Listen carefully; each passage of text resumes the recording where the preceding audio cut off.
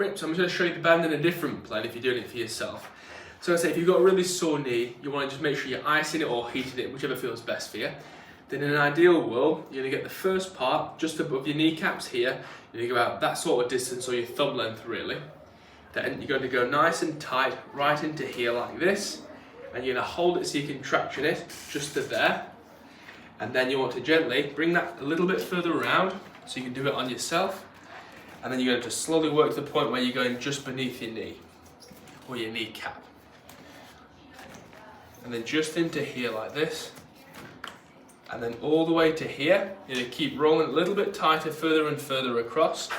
And you want to keep a bit of a bend in your knee when you're doing this, because obviously when it comes to straightening it, that's the easier part. Hardest part, or you got more resistance, is bending it.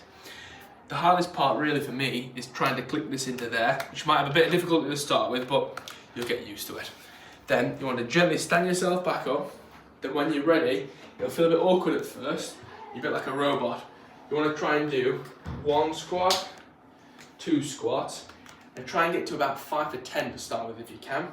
The other way is hold on to something for balance, do some heel flicks and go nice and slow, because it can be quite challenging, especially at the back part if you've got quite hairy legs as well. So pull this to here and then gently go down. And if you want to add another one to it, you can go high knees into there. Then once you've done that, you want to have about a 2-minute timer. So in an ideal world, you then do a little walk up and down and do it how you're comfortably. But depending on how arthritic your knee is or how much tension you got in that knee, you can mediate and mitigate what you do.